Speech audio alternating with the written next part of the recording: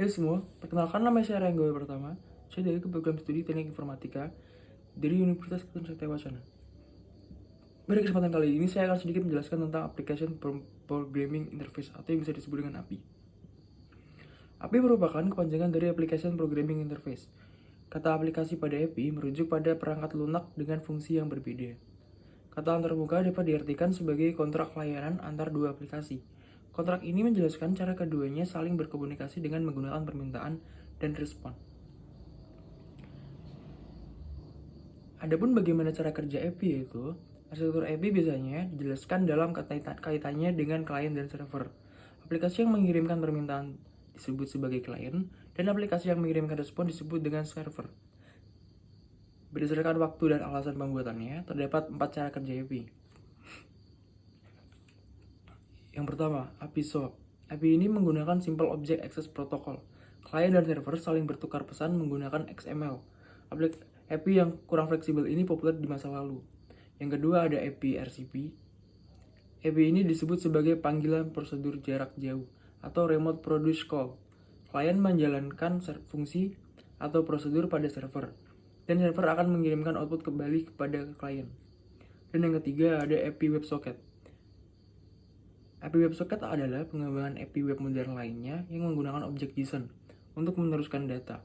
API WebSocket mendukung komunikasi dua arah antara aplikasi klien dan server. Server dapat mengirimkan pesan callback ke klien terhubung, menjadikannya lebih efisien daripada API REST. Dan yang terakhir ada API REST. API REST merupakan API yang paling populer dan fleksibel di web saat ini. Klien mengirimkan permintaan ke server sebagai data.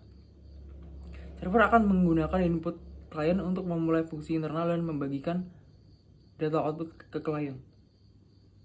Adapun cara kerja API REST. REST merupakan kepanjangan dari Representational State of Transfer. REST mendefinisikan fungsi-fungsi seperti get, put, delete, dan lain-lain yang dapat digunakan klien untuk mengakses data server. Klien dan server saling bertukar data dengan menggunakan HTTP. Fitur utama API REST adalah sifat stateless-nya. Bersifat stateless berarti server tidak menyimpan data klien di antara permintaan. Permintaan klien ke server mirip dengan URL yang Anda ketik di peramban untuk mengunjungi sebuah situs web. Respon dari server berupa data plain tanpa rendering grafis umum halaman web. Apa itu API web? API web atau API layanan web merupakan sebuah antarmuka pemrosesan aplikasi antara server web dan perambanan web.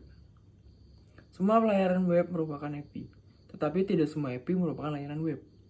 Aplikasi REST merupakan tipe khusus API web yang menggunakan gaya arsitektur standar seperti yang dijelaskan di atas. Perbedaan istilah-istilah pada API, seperti API Java atau API layanan, muncul karena secara historis API telah dibuat sebelum World Wide Web ada. API web modern adalah API REST dan istilah-istilah tersebut dapat digunakan bergantian. Apa itu Integrated API? Integrated API adalah komponen perangkat lunak yang secara otomatis memperbarui data antara klien dan server. Beberapa contoh integrasi API terjadi pada saat sinkronisasi data otomatis ke cloud dari galeri ponsel ke ponsel Anda. Atau sinkronisasi waktu dan tanggal secara otomatis di laptop Anda saat Anda berada di zona waktu lain. Apa saja keuntungan REST API? API REST menawarkan 4 keuntungan. Yang pertama ada integrasi. API digunakan untuk mengintegrasi aplikasi baru dengan sistem perangkat lunak yang sudah ada. Hal ini meningkatkan kecepatan pengembangan karena masing-masing fungsional tidak harus ditulis dari scratch. Anda dapat menggunakan API untuk memanfaatkan kode yang ada. Dan yang kedua ada inovasi. Dengan datangnya aplikasi baru, seluruh industri dapat mengalami perubahan. Bisnis harus segera merespon dan mendukung deployment cepat layanan inovasi. Bisnis dapat melakukan dengan membuat perubahan pada tingkat API tanpa harus menulis ulang seluruh kode. Dan yang ketiga ada ekspansi. API memberikan peluang yang unik bagi bisnis untuk memenuhi kebutuhan klien di seluruh platform. Misalnya, API Peta memungkinkan integrasi informasi web, Android, iOS, dan lain-lain. Bisnis dapat memberikan akses serupa ke basis data internal mereka dengan menggunakan API gratis dan berbayar. Kemudian ada kemudahan dalam pemeliharaan. API bertindak sebagai gateway antara dua sistem. Masing-masing sistem wajib melakukan perubahan internal agar API tidak terpengaruh Dengan cara ini, perubahan kode apapun di kemudian hari dapat dilakukan oleh salah satu pihak dan tidak akan berdampak pada pihak lain.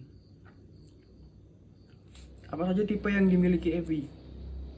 API digunakan berdasarkan arsitektur dan ruang lingkup penggunanya. Kita telah mengetahui tipe-tipe utama arsitektur API. Jadi mari kita lihat ruang lingkup selanjutnya. API private. API ini bersifat internal di korporasi dan hanya digunakan untuk menghubungkan sistem serta data dalam bisnis. Dan yang kedua ada API public. API ini bersifat terbuka bagi publik dan dapat digunakan oleh siapa saja. Ada yang menerapkan otoritas dan biaya terkait dengan jenis API ini, tetapi ada juga yang tidak. Dan yang ketiga ada API partner. API partner hanya dapat diakses oleh developer eksternal resmi untuk membantu kemitraan bisnis ke bisnis. Yang terakhir ada API composite. API ini menggabungkan dua atau beberapa API yang berbeda untuk menangani persyaratan atau perilaku sistem kompleks. Titik akhir API merupakan titik kontrak terakhir dalam sistem komunikasi API. Titik akhir API mencakup URL server, layanan, dan lokasi digital spesifik lainnya tempat informasi tersebut dikirim dan diterima oleh antar sistem. Titik akhir API sangat penting bagi korporasi karena dua alasan utama, yaitu keamanan dan performa. Bagaimana cara mengamankan API REST? Seluruh API harus diamankan dengan autentikasi dan pemantauan yang tepat. Dua cara untuk mengamankan API REST yaitu: satu, ada token autentikasi. Ini digunakan untuk mengizinkan pengguna menggunakan panggilan API. Token autentikasi memeriksa bahwa pengguna dapat menggunakan yang sebenarnya dan bahwa mereka memiliki hak akses untuk panggilan API tersebut. Dan yang kedua ada kunci API. Kunci API memverifikasi program atau aplikasi yang membuat panggilan API. Kunci-kunci ini mengidentifikasikan aplikasi dan memastikan bahwa aplikasi tersebut memiliki hak akses yang diperlukan untuk melakukan panggilan API tertentu. Dan kemudian ada bagaimana cara membuat API. Uji kelayakan dan upaya perlu dilakukan untuk membangun API yang dipercaya dan diinginkan oleh para developer lain. Langkah-langkah untuk menghasilkan desain API berkualitas tinggi yaitu: ada merencanakan API, spesifikasi API, serta Open API, menyediakan cetak biru untuk desain API Anda. Akan lebih baik untuk memikirkan berbagai kasus penggunaan yang berbeda sebelumnya dan memastikan keseluruhan API terdapat standar pengembangan API saat ini. Yang kedua, menggunakan API. Membangun API, Perencanaan API membuat prototipe API dengan menggunakan kode boilerplate. Setelah prototipe tersebut diuji, developer dapat menyelesaikan dengan spesifikasi internal. Yang ketiga, uji API.